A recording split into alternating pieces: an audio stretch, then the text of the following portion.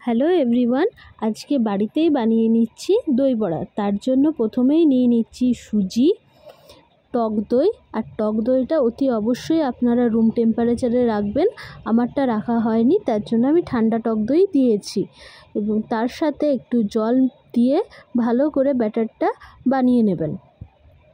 ব্যাটারটা বানিয়ে নেওয়ার পর আপনারা 1 ঘন্টা ব্যাটারটা ঢাকা দিয়ে রেখে দেবেন। তারপরে 1 ঘন্টা পর দেখুন আমার ব্যাটারটা এরকম হয়েছে। তার সাথে একটু ভালো করে মিক্স করে নিচ্ছি ব্যাটারটা। তার সাথে কাঁচা লঙ্কা, আদা কুচি, একটু ধনেপাতা দিয়ে ভালো করে মিক্স করে নেবেন আপনাদের ব্যাটারটা। তার সাথে লবণ আর একটু ইনো।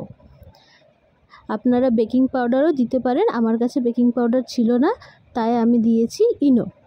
তারপরে সেটাকে অন্তত 5 থেকে 10 মিনিট ঢাকা দিয়ে রেখে দেওয়া হবে। তারপরে কড়াই গরম হলে কড়াইতে তেল দিয়ে একটা একটা করে দই বড়ার যে বড়াটা সেটা দিয়ে দেওয়া হবে তেলের মধ্যে। ভালো করে ডুবো তেলে ঝাঁকা হয়ে গেলে বড়াটাকে উল্টে নিয়ে একটু ভালো করে দেখে নেবেন যে ভিতরটা কাঁচা আছে কিনা। নাড়াচাড়া করে উল্টে নেবেন। তারপরে লাল লাল হয়ে গেলে আপনারা তুলে গরম জলে সেই বড়াগুলোকে দিয়ে দেবেন এবং দিয়ে পরে খানিকক্ষণ ওয়েট করে রাখবেন যাতে বড়াগুলো নরম হয়ে যায়। আর আরেক দিকে টক দইয়ের সাথে চিনি, লবণ, একটু গোলমরিচ গুঁড়ো দিয়ে ভালো করে ফেটিয়ে রেখে দেবেন।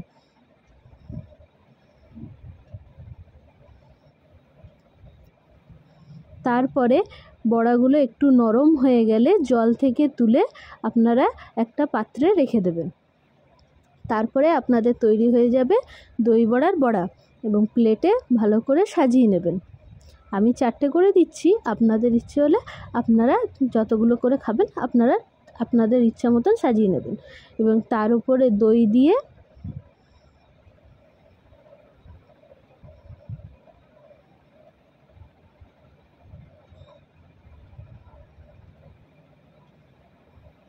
দই, গোলমরিচ গুঁড়োটা একটু ঝাল ঝাল লাগবে, তার কারণে আপনারা তেঁতুলের চাটনি বা ধনেপাতা চাটনিও দিতে পারেন। আমি এমনি কেচাপ দিয়েছি।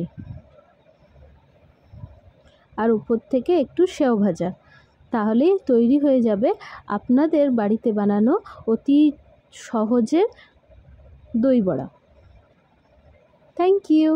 ভিডিওটা যদি আপনাদের ভালো লেগে থাকে তাহলে অতি অবশ্যই আমার ভিডিওটা একটা লাইক, শেয়ার অ্যান্ড সাবস্ক্রাইব করে দেবেন। Thank you.